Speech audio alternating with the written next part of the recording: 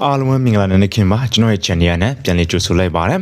ဒီမိနစ်မှာဆိုလို့ရှိရင်တော့မိနစ်က32 3ကောင်းလေးမကြည့်လိုက်ရတဲ့သူရဲ့အတွက်ပထမဆုံးအနေနဲ့32 3ကောင်းလေးတွေကိုကျွန်တော်ရင်းဆုံးပြောပြပါမယ်ပေါ့နော်ဆိုတော့ပထမဆုံးအနေနဲ့ဒီမိနစ်ကဒီမြန်မာနိုင်ငံတဝန်းစစ်ကောင်စီတပ်ဖွဲ့ဝင်25ဦးတေဆုံးသွားတယ်လို့ကျွန်တော်သိရှိရပါတယ်ဒီထဲမှာဆိုလို့ရှိရင်ဒီစိတ်မကောင်းဆိုတာနဲ့ပဲတော်လန်ရေးပေါ်တွေ6ဦးကြာဆုံးသွားတယ်လို့ကျွန်တော်သိရှိရပါတယ်ပေါ့နော်ဒါကပထမဆုံးသတင်းပဲဖြစ်ပါတယ်ဟုတ်ပြီဒါဆိုလို့ရှိရင်တော့နောက်သတင်းကဘာလဲဆိုလို့ရှိရင်တော့ဒီစီဆန်မြို့နေခမရ423တရင်ကိုတဲ့ PNLA တပ်များက1ရောက်တင်းပိုက်ထားတယ်လို့ကျွန်တော်သိရှိရပါတယ်ပြီးလို့ရှိရင်တင်းပိုက်ထားတဲ့စစ်ကောင်စီတရင်များစီဆန်ရေးစခန်းနဲ့ဌာနဆိုင်ရာရုံးများတွင်ပအိုးအလံများလွတ်ထူထားတယ်လို့ကျွန်တော်သိရှိရပါတယ်ဗောနော်ဒီဟာဆိုလို့ရှိရင်တော့မနေ့ကကျွန်တော်တို့ဆူအောက်ဖြစ်သွားတဲ့ဒီစီဆန်မြို့ပဲဖြစ်ပါတယ်ဗောနော်ဒီသတင်းဟာဆိုလို့ရှိရင်တော့ကျွန်တော်တို့ပြည်သူတွေအတွက်တော့အင်မတန်အားတက်စရာကောင်းတဲ့သတင်းကောင်းတစ်ခုပဲဖြစ်ပါတယ်ဗောနော်အော်ပြီးတော့ဆိုလို့ရှိရင်တော့နောက်သတင်းကဘာလဲဆိုလို့ရှိရင်တော့ဒီရန်ကုန်တန်းစစ်ဌာနအတရင်9100တီကိုတဲ့ NUG ကကိုရေးဝန်ကြီးဌာနကလက်နဲ့တပ်ဆင်ပေးထားလို့ကျွန်တော်သိရှိရပါတယ်ဒီပုံထဲမှာဆိုလို့ရှိရင်လက်နဲ့အများအပြားကိုတပ်ဆင်ပေးတာကိုကျွန်တော်မြင်တွေ့ရမှာပဲဖြစ်ပါတယ်ဗောနော်တစ်ချက်ကြည့်အောင်ဗောနော်ဒါကကျွန်တော်ဒီလက်နဲ့တပ်ဆင်ပေးတာပဲဖြစ်ပါတယ်ဒီမှာအများကြီးကိုကျွန်တော်မြင်တွေ့ရမှာပဲဖြစ်ပါတယ်ဗောနော်ဒီလိုမျိုးတော်လိုင်းရေးပေါ်တွေကိုလက်နဲ့မြန်လေးတက်ဆင်ပေးနိုင်မယ်ဆိုလို့ရှိရင်တော့ကျွန်တော်တို့ရဲ့တော်လိုင်းရေးခရီးကမြန်လေးအောင်မြင်မှာပဲဖြစ်ပါတယ်ဗောနော်ဒါဆိုလို့ရှိရင်ဒါကကျွန်တော်တို့ပြည်သူတွေရန်ကိုလေးစားအားကြရတဲ့ပြည်သူချစ်တော်လိုင်းရေးပေါ်တွေပဲဖြစ်ပါတယ်ဗောနော်ဒီသတင်းဟာဆိုလို့ရှိရင်ကျွန်တော်တို့ပြည်သူတွေအတွက်တော့အင်မတန်ကောင်းတဲ့သတင်းကောင်းတစ်ခုပဲဖြစ်ပါတယ်ဗောနော်ဟုတ်ပြီဒါဆိုလို့ရှိရင်တော့နောက်သတင်းကပါလဲဆိုလို့ရှိရင်တော့ဒီနက်ဖက်ကမှာ KNA ကစစ်တပ်စခန်းများမှာလက်နက်ခရံအမြောက်နဲ့စစ်သုံးတက်ခက်ရေးသုံးပစ္စည်းများမရေမတွက်နိုင်အောင်ရရှိတဲ့ဖြင့်တဲ့စရင်စီစစ်နေရစေလို့ကျွန်တော်သိရှိရပါတယ်ဗောနော်ဆိုတော့ KNA ကဒီနက်ဖက်ကဖက်ကိုတင်ပိုက်တဲ့အချိန်မှာဆိုလို့ရှိရင်လက်နက်ခရံအများအပြားကိုတင်စီထားလို့ကျွန်တော်သိရှိရပါတယ်ဒီထဲမှာဆိုလို့ရှိရင်တော့စရင်တောင်မှတအားများလို့စရင်စီစစ်နေရစေအခြေအနေဖြစ်နေတယ်ဗောနော်ဆိုတော့မကြခင်သူတို့တင်းစီထားမိတဲ့လက်နေကေရန်တွေကိုထုတ်ပြန်ပေးသွားမှာပဲဖြစ်ပါတယ်ဗောနော်အဲ့ဒီအချိန်မှာဆိုလို့ရှိရင်တော့ဘောမတွေငိုရမဲ့အဲ့နောက်တစ်ခါပြန်ပြီးမှလာအောင်မယ်ဗောနော်ဟုတ်ပြီဒါဆိုလို့ရှိရင်ဒီဟာလေးတွေကလည်းကျွန်တော်တို့ဗီဒီယိုအတွက်အင်မတန်ကောင်းတဲ့သတင်းကောင်းမှဖြစ်ပါတယ်ဟုတ်ပြီဒါဆိုလို့ရှိရင်တော့နောက်သတင်းကဘာလဲဆိုလို့ရှိရင်တော့ဒီထဝေမြို့နေအပန်းချောင်းဒေသရှိစစ်တပ်ဤကြောက်ထုတပ်စခန်းကိုတဲ့တော်လန်ရေးပူပေါင်းတပ်ဖွဲ့များကတိုက်ခတ်တင်ပိုက်ထားတယ်လို့ကျွန်တော်သိရှိရပါတယ်ဗောနော်ဒီထဲမှာဆိုလို့ရှိရင်ဒါကမနေ့ကအတင်ပိုက်ရရှိထားတဲ့စစ်ခွေးရဲ့စခန်းတစ်ခုပဲဖြစ်ပါတယ်ဗောနော်ဒီထဲမှာဆိုလို့ရှိရင်လက်နက်ခရံအများအပြားကိုအတင်စီထားတာကိုကျွန်တော်မြင်တွေ့ရမှာပဲဖြစ်ပါတယ်ဗောနော်ဒီဟာဆိုလို့ရှိရင်ကျွန်တော်ပြည်သူတွေအတွက်တော့သတင်းကောင်းပဲဖြစ်ပါတယ်ဟုတ်ပြီဒါဆိုလို့ရှိရင်တော့နောက်သတင်းကဘာလဲဆိုလို့ရှိရင်တော့ဒီကုတ်ခန့်မှာရှိတဲ့အနက်ဘက်ကတွင် KNA ရဲ့ပြစ်ချက်မှုခံလိုက်ရတဲ့နက်ဆန်လေတပ်မှ FTC 2000G လေရင်အမတီလေးတူညာငါအပြက်အစီများကိုဒီကနေ့ KNA ကတွေ့ရှိထားလို့ကျွန်တော်သိရှိရပါတယ်ဗောနော်ဆိုတော့ဘောမတွေမင်းတို့ရဲ့လေရင်တွေကိုလာကြည့်ကြပါအောင်ဗောနော်တစ်ချက်ကြည့်အောင်ဗောနော်ဆိုတော့ဒီဟာလေးက KNA ကပြစ်ချက်လိုက်မှဒီအပြက်အစီတွေပဲဖြစ်ပါတယ်ဗောနော်ဒီနေ့မှာဆိုလို့ရှိရင်ပုံနဲ့တခွထုတ်ပြန်ထားတာကိုကျွန်တော်မြင်တွေ့ရမှာပဲဖြစ်ပါတယ်ဗောနော်ဆိုတော့အမေရိကန်ဒေါ်လာဘယ်လောက်ရှိတဲ့တန်ကြီးလေးတော့မသိဘူးเนาะဒီမှာစခွေးဘောမတွေလာပြီးမှကြည့်လို့ရပါတယ်ဗောနော်ဒါမင်းတို့စခွေးရဲ့လေရင်အဆုပ်အပြက်တွေပဲဖြစ်ပါတယ်ဗောနော်ဟုတ်ပြီဒါဆိုလို့ရှိရင်ဒီဟာလေးတွေကပထမအဆုံးအနေနဲ့ဒီသတင်းကောင်းလေးကိုကျွန်တော်အရင်ဆုံးပြောပြပေးသွားတာပဲဖြစ်ပါတယ်ပြီးလို့ရှိရင်ကရင်နီနေတပ်မှာဖန်စီရမိထားတဲ့စစ်သုံးပန်းတွေကိုဒီ KNDF အဒုစစ်ဦးစီးချုပ်မာဝီကိုတန်တွားရောက်စစ်ဆေးခဲ့တဲ့ဗီဒီယိုဖိုင်ကိုကျွန်တော်နဲ့တူတစ်ချက်ကြည့်အောင်ဗောနော်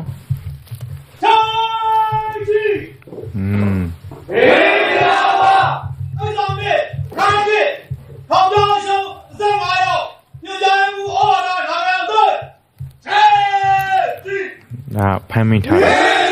စစ်သုံးပန်းတွေပေါ့နော်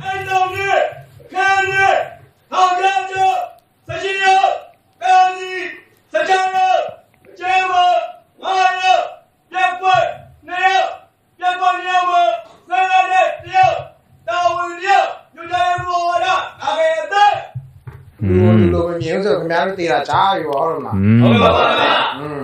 ကောင်းကောင်းနေနော် ဟုတ်ကဲ့ပါဗျာနော်ကောင်းကောင်းနေဒီမှာရှိတဲ့လူကြီးတွေဒီမှာပြောတာလိုက်နားထောင်နော်ဟုတ်ကဲ့ပါဗျာကျွန်တော်ဆိုအောက်မှာပြောလို့ပဲခင်ဗျားတို့ကအသက်ရှင်ခွင့်ရှိတဲ့လူတွေဖြစ်တယ်နော်ဟုတ်ကဲ့ပါဗျာနောက်ကျခင်ဗျားတို့မှာမိသားစုရှိတယ်ကိုကလေးရှိတယ်ကိုဖေမေရှိတယ်ကိုညီကိုမောင်မရှိတယ်ဆိုခင်ဗျားတို့ပြန်တွေ့ရမှာနော်ကျွန်တော်ငါမမေ့တယ်မမေ့တယ်ဒီဖွဲ့တယ်ဒါလည်းကိုတဲ့ကဖွဲ့တယ်ဒါအလန်ထောင်ပြီးတော့ထောင်းနေနဲ့ဒီလိုထဲမှာထွက်လာတဲ့တယောက်ဒါစစ်တုံးပန်းလေဘောနော်စစ်တုံးပန်းလေဝစ်စာဖီလေးကာပြီးတော့ထောင်းနေခုအမင်းချောက်ကောင်းရတယ်ပြီးတော့သူပဲပြန်ပြီးတော့သူတရားရတယ်လို့လိုက်ပြန်ပြီးတော့ပြန်ထောက်လာတယ်ဆိုတော့ဒီကရင်နေတက်မှာဒီစစ်တုံးပန်းတွေကိုဒီစစ်တုံးပန်းဥပဒေနဲ့အညီပေါ့နော်စနစ်တကျထားတာကိုကျွန်တော်မြင်တွေ့ရမှာပဲဖြစ်ပါတယ်ပေါ့နော်လုံးဝတက်ဖြတ်ခြင်းမရှိဘဲနဲ့စနစ်တကျကျွေးမွေးစောင့်ရှောက်ပြုစုနေတာကိုကျွန်တော်မြင်တွေ့ရမှာပဲဖြစ်ပါတယ်ပေါ့နော်ရန်ကိုအားရစရာကောင်းပါတယ်ပေါ့နော်ရတာပါဗျာရတာပါလို့ဇေတုံးရတာတုံးလားစေတုံးမှုတော့ပါဦးဗျာဒီကြောင့်ရဲပါဗျာရဲဟုတ်ပါဗျာတော့စကူလာကဘာကွာနေတောင်းကြီးကိုခုပြန်ဆက်ပဲဒါဆိုတော်တော်ကြာပြီလား2021ကလေးကနော်2021ဆိုနှစ်ကျော်ပြီဒီမှာကျွန်တော်တို့ let's bet လောက်လေးမရှိဘူးเนาะ let's bet လောက်ရင်ခင်ဗျားတို့ဒီမှာတော့မရောက်လာဘူးဟုတ်လားဟုတ်ပါဗျာအမတ်တယ်ဒီဆိုင်ဆိုလေဒီရဟာနော်ဒါလော်ဘီတာရက်မူရမှာထိုင်ခဲ့ရတဲ့ဖွဲ့နော်ဘယ်ရောက်လဲ10ရောက်လား8ရောက်လားစနက်တွေရောအကုန်လုံးနဲ့သူတို့အုပ်စုအားလုံးတနက်တစ်ချက်မှမပေါက်ပဲနဲ့အကုန်လုံးလည်းမြောက်ဆိုပြီးတော့ဖမ်းလာတယ်ဖွဲ့တဲ့10ကလော်ဘီတာကလေးတွေဟုတ်လားဖွဲ့တူရောကျွန်တော်လည်းတူပဲအခုခလုံးဝင်ခုကပြန်ပြီးတော့ဝင်ထမ်းပြန်လို့เนาะဒါခင်ဗျားတို့တွေ့တာဟိုပါပဲနေလို့ရောเนาะတွေ့လားဒီများခင်ဗျားသူ့ပြစ်ဒဏ်သူကြပြီးသွားတဲ့အချိန်မှာသူရေးဆေးပြန်ဖြစ်သွားတဲ့အချိန်မှာတော့ငါတို့နဲ့လည်းတွဲချင်ရင်လည်းငါတို့နဲ့လည်းတွဲလို့ရတယ်ဒါခင်ဗျားတို့ကိုယ်ပိုင်ဆုံးဖြတ်ချက်ဒါလည်းဖန်ခါတာဒါဆိုသူတို့ကြားပြီးတာဒီဖွဲ့တယ်ဆိုเนาะသူတို့တွဲပါစီဆိုတော့ဒီအဖမ်းခံထားရဲ့စစ်တုံးပန်းတွေကလူမှုသူတို့ပြည်တံချမှတ်တာခံယူပြီးဆိုလို့ရှိရင်တော့သူတို့ပြန်လို့ရတယ်သူတို့သွားချင်းနေရသွားလို့ရတယ်ပေါ့နော်ပြီးလို့ရှိရင်သူတို့မှာဆိုလို့ရှိရင်တော့သူတို့လွတ်လပ်ခွင့်ပေးတယ်ဒါပေမဲ့သူကြတော့ဒီတော်လိုင်းရေးပေါ်နေတာသူပြန်ရင်မှပူပေါင်းဆောင်ရွက်နေတယ်ပေါ့နော်ဒါတော်တော်လေးချီကျူးစရာကောင်းပါတယ်ပေါ့နော်အမြင်မှန်ရရင်မှကျွန်တော်တို့တော်လိုင်းရေးပေါ်နဲ့ပြန်ရင်မှပူပေါင်းနေကြတာပေါ့နော်လို့ရဆိုပြောလိုက်အဲ့ဒါဆိုသူတို့ဖမ်းနေပေးနိုင်တာပေးလာတယ်နော်ရှိတဲ့ဟာပေါ့ဒီလိုလဲအခုဆိုလဲစေးဝါလို့အဲ့ဒါစေးဝါတော့မလောက်ငါ့ဘူးနော်မာခင်ဗျားတို့ဒီစစ်တပ်ကဘုံလာကျဲတဲ့ဟာတွေနဲ့ဗာနဲ့ညာနဲ့ပျက်စီးတဲ့ဟာနဲ့ကိုဒီမှာလူထုတွေကလေးတွေမျိုးသမီးတွေတွေ့တော့စေးမလောက်ငါတဲ့အချိန်မှာခင်ဗျားတို့သူတို့တုံးမဲ့စေးတွေဖဲ့ပြီးတော့မှပေးနေရတာနော်ဒါပေမဲ့ရေးကြီးတဲ့လူရေးကြီးတယ်လို့ပေါ့ရေးမကြီးတဲ့လူလည်းရေးမကြီးတယ်လို့ပုံစံမျိုးနဲ့ကျွန်တော်တို့လုပ်ပေးမယ်နော်ဟုတ်ပါဗျာဒီရနေဆရာဖွဲ့လဲလို့ပြောဒီရနေရတယ်ဟာမဟုတ်တယ်ဟုတ်တယ်ဘယ်တော့ထောင်ရမ်းတူလို့ပန်းဖြစ်စကန်နဲ့ပဲတူတော့ဟိုကျွန်တော်တို့ကတော့ခင်ဗျားတို့လူလို့မြင်တယ်လေနော်လူလို့မြင်တယ်အတွက်ကြောင့်မလို့လူခွင့်ရတဲ့ညီပေါ့အသားငါတော့ဗျာကျွန်တော်တို့ကိုယ်တိုင်တော့မှအသားငါနဲ့မမှန်တဲ့အချိန်မျိုးဖြစ်တဲ့အချိန်မှာတော့ခင်ဗျားတို့လည်းတာငါစားတဲ့ကလေးစားရမယ်အရွက်စားတဲ့ချိန်စားမဟုတ်တော့မလားနော်ဒါပေမဲ့ခင်ဗျားတို့ကနောက်တစ်ချိန်မှာခင်ဗျားတို့မိသားစုတွေနဲ့ပြန်ဆုံတွေ့ရအောင်ခင်ဗျားတို့ကအသက်ရှင်ခွင့်ရှိတဲ့လူတွေဖြစ်တယ်နော်ဒါတော့ကောင်းကောင်းမြတ်ထားပြီးရင်ဒီမှာကျွန်တော်ဟိုကရဲဘော်တွေနဲ့ပူပေါင်းဆောင်ရွက်နော်ဒါဆိုရင်တော့ပြီးတော့ခင်ဗျားတို့အေးဆေးပဲမဟုတ်ရင်ခင်ဗျားတို့ခုချိန်တော့ဆိုရှေ့တန်းပြတ်ထွက်နေရလိမ့်မယ်ဟိုမှာဆိုလို့ရှိရင်အဲ့ဒါမှန်တရားနေကျဲတဲ့ညာခင်ဗျားတို့လောက်ကူတာပြောတာတော့ကြားတယ်ဟုတ်တယ်နော်ဘယ်စလိုက်ဖြူတောက်တာကပြေတော့ခင်ဗျားတို့အားလုံးနော်တက်ရှိခွင့်ရှိတယ်စိတ်လည်းဟိုဖြစ်နေဒီချိန်မှာဒီကာလမှာဒီလိုအေးဆေးနေရတယ်ဆိုခင်ဗျားတို့တင့်တော်တဲ့ချိန်ရောက်လို့ရှိရင်ခင်ဗျားတို့တွေအားလုံးကိုမိသားစုကိုပြန်တွေ့ခွင့်ရမယ်နော်ဟုတ်ပါဘူးရှေ့ဝဲနေစားတဲ့စားဆိုလုံးဝပွင့်လိုက်လေသူကတော့သူ့တယ်လာတဲ့အချိန်ကပွင့်လိုက်တာနားဆရာလေးနော်ဒါပေမဲ့ခုကအနာတော်တော်လေးကောင်းသွားပါပြီအဲ့လောက်ဆိုရင်ခင်ဗျာအခုမှ2လပဲရှိသေးတယ်ဒါတော်တော်လေးဟောဖြစ်နေပါနော်ဒီကြောက်ချောချိုးမျိုးအဲ့ဒါနဲ့ရိုက်နေထူထောင်းလာမှာမလုပ်ဘူးပေါ့လုံးလည်းမလုပ်ကြပါဘူးပြီးတော့ သူတိတ်မခံနိုင်ကျွန်တော်ရောက်ပြီဆိုတော့အများကြီးသူတို့ပြောချင်အောင်ထားတာမျိုးတွေလုပ်ကြတယ်ပြောချင်းလေးစိုးကြတယ်ကစားရတယ်မင်းလေးလက်တွေ့တော့မင်းလေးပွဲလုပ်တယ်အဲ့လိုမျိုးမတည်တဲ့လူမတည်တဲ့ပေါ့ကျွန်တော်တို့ပြောတာပဲစကြရတေအောင်လောက်ပါတက်လိုက်ဖို့လွယ်ပေါ့တက်လိုက်ဖို့လွယ်လေတို့တက်ချင်ဒီမှာတော့မရောက်တော့ရှင်းအောင်ထားဖို့တလောက်ခက်တာအခုကြည့်တို့ဖနက်အမဆစဉ်းစားပေးရတယ်နော်ဝိရှာစဉ်းစားပေးရတယ်တို့စားဖို့စဉ်းစားပေးရတယ်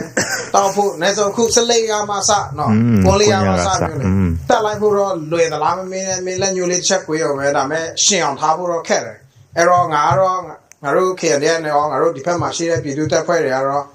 ရှင်းအောင်ထားမဲ့လမ်းပဲကျွန်တော်ရွေးခက်တယ်ဒါပဲလေနော်စစ်ကောင်စီဘက်တော်သားတွေနဲ့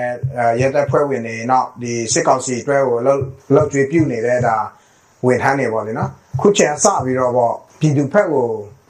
တလုံးတော့ဝတဲ့အပြည့်ဝပူပေါင်းဖို့ရအတွက်ကျွန်တော်တို့ဖိတ်ခေါ်လို့ရတယ်ဒီချိန် right time ပဲဖြစ်တယ်ပြည်သူရာမိပြည်သူရာဖလို့ခင်ဗျားတို့ပြောထားတဲ့ဟာတွေဆိုလို့ရှိရင်ဒါအခုခင်ဗျားတို့ပြည်သူဘက်ကိုပူပေါင်းဖို့ဆိုလို့ရှိရင်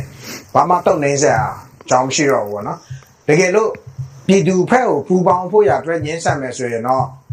ကျွန်တော်တို့ချိန်မုံဒါကတော့ခံရမှာပဲပေါ့လေနော်အဲ့တော့ကျွန်တော်တို့ချိန်မုံတဲ့ဟာတနိုင်ငံလုံးနဲ့အမြဖြစ်နေတယ် green မှာလည်းဖြစ်နေတယ်ဆက်လည်းဖြစ်လာပါလိမ့်မယ်ဒါကြောင့်မလို့ကျွန်တော်တို့ပြည်သူဘက်ကိုပူပေါင်းမှာ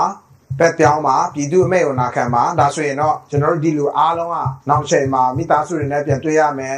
နော်ကျွန်တော်တို့အသက်ရှင်ခွင့်တွေရရမယ်ဇေဝကုသခံမှုတွေခံစားရမယ်ဒါကြောင့်မလို့မှန်ကန်တဲ့ဆုံးဖြတ်ချက်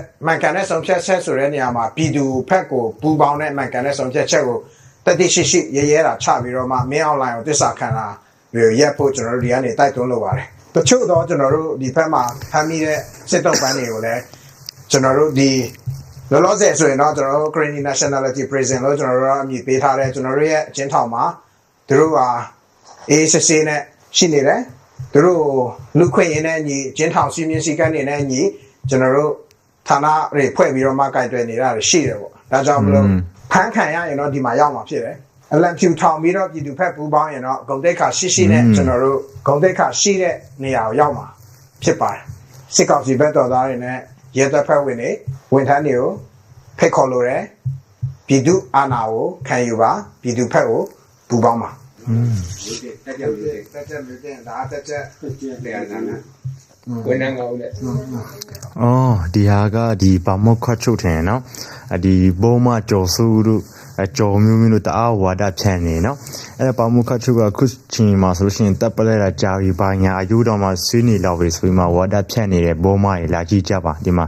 တက်ရှိထင်ရှားရှိနေသေးနော်မင်းတို့လိုစောက်ကြည့်မရုပ်ဘူးဒီမှာတက်ရှိထင်ရှားရှိနေသေးနော်Okay. ချက်စားတော့ပါကိုဟုတ်ကိုယ်ချက် Okay နော်ဒါလောက်တော့တက်လို့ကဘာမှခါချုပ်နော်ဆမတွေပဲနော်ဟုတ်ပါမိတ်ဆက်ကြည့်ပါဦးမတော့ကွာဌာနမှုတင်နေရပါရှိတင်နေရနော်ဟောကွာကျွန်မကဌာနမှုစီမံဘဏ္ဍာမှာရှိစီမံဘဏ္ဍာမတော့ဒါလူတွေကဘာမှခါဌာနမှုဒီနေရာလဲအားသေးပြီးကျေးပြီးအမျိုးတွေလေနော်ကျွန်တော်အများကြီးဖြစ်နေတော့မကောင်းနော်ကျွန်တော်တို့လည်းအရှိမရှိတဲ့တောင်းဆက်ဆံမဝင်ထမ်းအားလုံးလည်းပြန်ခွင့်ပေးလိုက်ဆရာကြီးတို့ကတော့ပြန်ခွင့်ကတော့ဒီလိုအခြေအနေရှိတယ်ဥမာပြန်သွားလဲသူကမလုပ်မယ်မှန်းလည်းမသိနော်အဲ့လိုမျိုးတွေလည်းရှိတယ်ဆိုတော့ကျွန်တော်တို့နဲ့ပဲဟိုဖြစ်ပေါ့ဒီမှာကိုကပညာရေးပိုင်းမှာအားတာတဲ့လူတွေပဲကျွန်တော်တို့ဒီဘက်ရှိတဲ့ကလေးတွေစာတင်ပါညာလုပ်ပေးကူပေးပေါ့အကြည့်ပေးပေါ့နော်အဲ့ပြခွင့်ရမှာမဟုတ်ကျွန်တော်ပြောချင်ဒီမှာနေတဲ့ခိုက်တန့်လေးပြောတာပါကလေးတယောက်ကကြီးခတ်ခွင့်တင်ပေးနိုင်လဲတင်ပေးလိုက်ပေါ့ပြောချင်တာဒီတိုင်းလေးနေတဲ့ဟာကိုအနည်းဆုံးတော့ကိုဒီမှာရောက်တော့ဒီတာကလေးတယောက်နှစ်ယောက်တော့ကိုဖက်လုပ်ပေးနိုင်တာဒါလေးလုပ်ပေးခင်းလိုက်တယ်ဆိုတဲ့ဟာမျိုးပါပဲဟုတ်ပြီပေါ့နော် sorry နေ့ဗီဒီယိုတော့ဒီလောက်ပါပဲနောက်ဗီဒီယိုမှာအလုံးပြန်ရင်မှတွေ့ဆုံကြပါမယ်